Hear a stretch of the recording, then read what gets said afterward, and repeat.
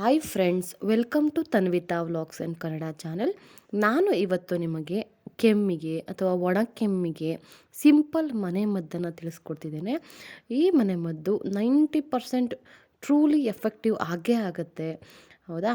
ಅದಕ್ಕೂ ಮೊದಲು ಯಾರಿನ್ನೂ ನನ್ನ ಚಾನೆಲ್ಗೆ ಸಬ್ಸ್ಕ್ರೈಬ್ ಆಗಿಲ್ವೋ ಅವರು ಈಗಲೇ ಪ್ಲೀಸ್ ಲೈಕ್ ಮಾಡಿ, ಸಬ್ಸ್ಕ್ರೈಬ್ ಆಗಿ ಹಾಗೂ ಬೆಲ್ ಐಕಾನನ್ನು ಕ್ಲಿಕ್ ಮಾಡಿ ಅಂತ ಕೇಳ್ಕೊತೇನೆ. ಬನ್ನಿ ಫ್ರೆಂಡ್ಸ್, ಕೆಮ್ಮು ಬಂದಾಗ ತುಂಬ ಕಷ್ಟ ಆಗುತ್ತೆ, ಹೌದಲ್ವಾ? ಅದರಲ್ಲೂ ಮಲ್ಕೊಂಡಾಗಲೇ ಜಾಸ್ತಿ ಕೆಮ್ಮು ಬರುತ್ತೆ, ಹೌದಲ್ವಾ?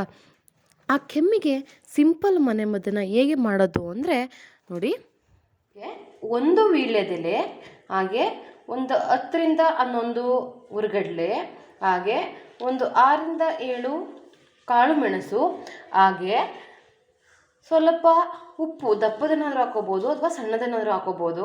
ಇಷ್ಟನ್ನು ಹಾಕ್ಕೊಂಡು ಫ್ರೆಂಡ್ಸ್ ನೀವು ಇದನ್ನು ರೋಲ್ ಮಾಡಿ, ಹಾಗೆಯೇ ನಿಮ್ಮ ಬಾಯಿಗೆ ಹಾಕ್ಕೊಂಡು ಚೆನ್ನಾಗಿ ಜಗಿದು ರಸ ಕುಡಿದು ತಿನ್ನೋದ್ರಿಂದ ಕಂಪ್ಲೀಟ್ ಏನು ಕೆಮ್ಮಿದೆ, ನೀವು ಮಲ್ಕೊಂಡಾಗ ಏನು ಕೆಮ್ಮು ಬರ್ತಿರುತ್ತೆ ಅದು ಕಡಿಮೆ ಆಗುತ್ತೆ.